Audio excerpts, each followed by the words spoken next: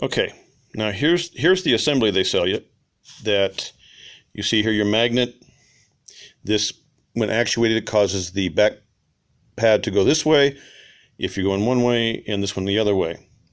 This is your star wheel for adjusting, and everything else is pretty much standard to a brake system. The old ones actually had the old double spring part where it came up here and it came up here. So these are much different, but they do fit right on there. The other ones did, so I'm assuming these will. Okay, now you can see the 4 wires. The 2 new green ones come out of the brake assembly, and the old ones are right here.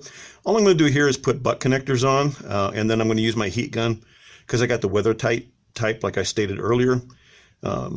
Pretty simple to do. Just make sure they're wound up good and twisted, and then put them together, crimp them, heat them.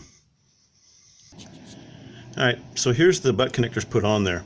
Now all I'm going to do is take my heat gun. It's one of those that is used for trying to strip paint. Don't put it on high, that's too hot. But put it on the low setting, be patient, and it'll melt right up and seal those ends up here. It'll shrink it right down to the other wire.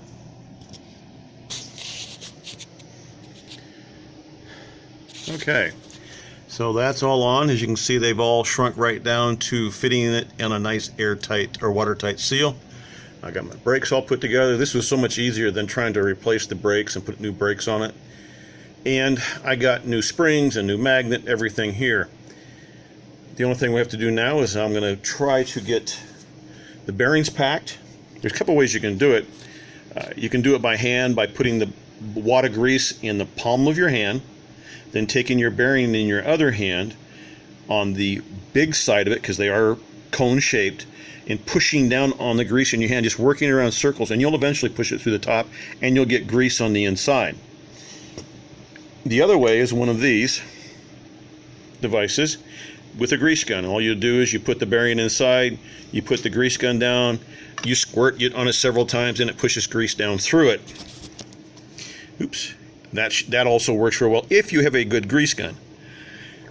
That's the key. Having a good grease gun here is mandatory, or it doesn't work very well. Please be patient with me. This is my 3rd vid, so I'm learning as I go. I saw my thumb was in front of that last track a little bit. All right, so next step is packing the bearings and getting the drum on it. All right, so as you can see, they're all nice and greasy. Here you also have your seal. When you're doing your seal, all right, this is the back of the drum. You take your larger one, set it in there. Should fit fairly snug. You know, just let it seat nice and evenly.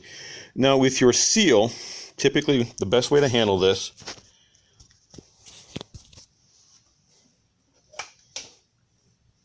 is to put a little grease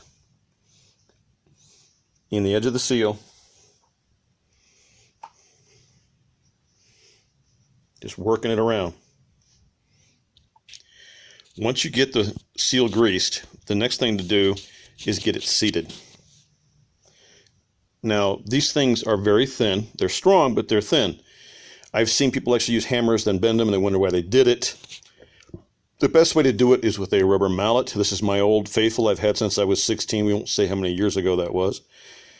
It still does a good job. And all I'm going to do, as you see, you can't get it just like that. All right, typically, you're just going to work around. Now this one doesn't want to cooperate with me today. The other one went real smooth. Maybe it's because I'm using one hand. Hold on. Yep, it took both hands. I had to hold it on one side while I tapped it on the other. Nice thing about doing it with a rubber mallet, not only do you not damage anything here, but it ends up seating it nice and level. You don't want to press it too far in. You just want to get it to basically flush. Now the next thing is just to get it up there. Pretty simple. You just line it up, push it on. As you can see, it's up there. All right. So what we're going to do now is we're going to get the small bearing, and we're going to put it up there, push it on. I need to use both hands so I can get it level. And then we're going to put our washer, castle nut, and cotter pin on. Okay, so here's my castle nut, my washer, and my cotter pin. Now, it's a pretty simple process. you'll see there's a flat side on the spindle, flat side on the washer. I've also pushed some grease up in there so that when I push the washer and stuff up, it'll help push even more grease in between the bearing rollers. Once you get that, simple enough to put this on, you hope. Sometimes they don't always want to go on first try. It was good this time. Last one I had to pedal fart with, I guess a couple minutes. On the other side, I don't know, I just couldn't get its seat right. Now, you don't ever want to over tighten because you'll burn up your bearings. If you underdo this, then it wobbles and it falls apart. So, in the instructions for this, they tell you to torque it to 200 or to 50 foot-pounds. So get yourself a torque wrench. I've never done it this way, and in the directions for doing this, it says if you take a 12-inch wrench and tighten it firmly, that's about the same. But since I have a torque wrench and I have the 1.5-inch socket, we'll go ahead and do it.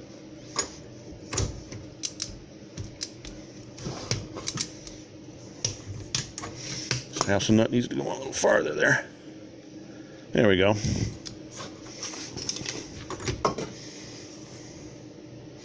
Using a torque wrench is a slow process, and this is a breakaway.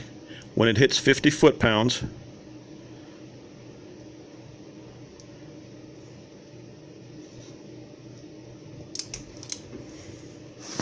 I think the reason they tell you to do this is it helps seat everything properly on a new one. There, you heard it? Okay, now it'll tell you to take and back it off slightly. Now I don't have a crescent wrench that'll work, so you want to turn it back off. I'm going to put this down, hold on.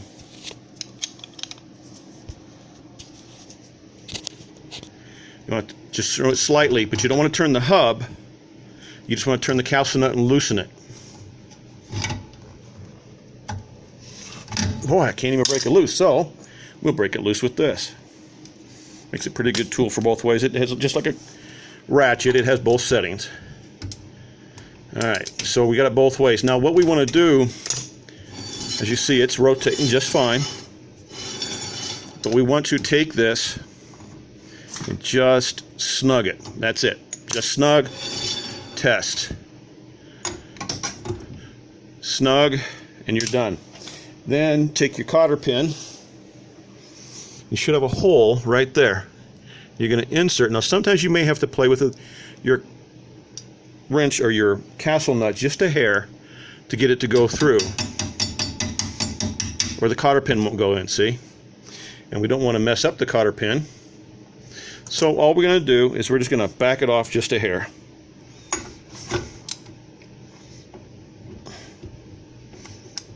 We hope.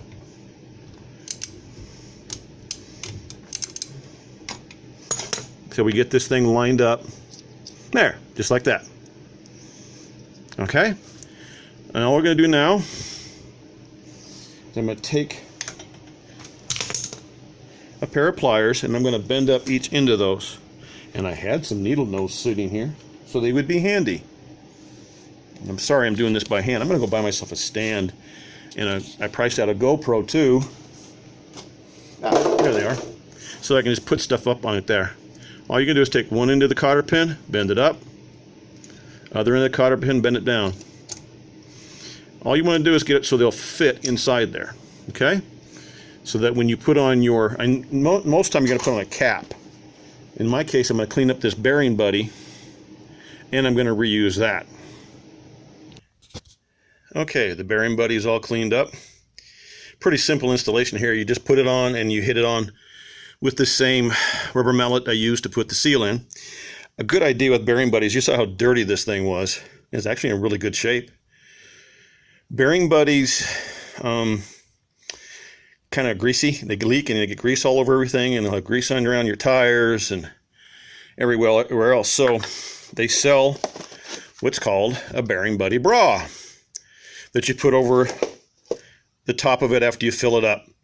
Good idea. The one thing I'll warn you about when using the bras, the same thing the guy at the auto parts store and the marina stores that I visited will tell you, is that these things get stolen all the time. People forget them and they just steal it from somebody else. So you probably will from time to time. If you're in campgrounds or places where there's people, they may get stolen. Well, there you go. That's pretty simple. It's not that hard, especially when you're not replacing the brakes, but you're replacing the whole assembly. You just take everything off. You take off 4 bolts or nuts in the back. You cut the 2 wires. Polarity doesn't matter. And you put it back together in the reverse order, making sure you grease your bearings well. It's not really possible to get too much grease in the bearings. They're only going to hold so much, but you can put extra grease inside the housing that they sit in, the race they sit in stuff. That's not going to hurt, and it's probably a good idea. I always try to put some extra in there. The bearing buddy is set in there. You just, like I said, you just put that on with a rubber mallet, turning this and tapping on it as you go with the other hand. Just tap it, and it'll go in nice and smooth. Then you put these on, and you put your tire on. You're done. So since you don't need to know how to put a tire on, I hope, I'm going to go ahead and stop right here and get this finished up. And then I'm going to show you one more thing today that I may do.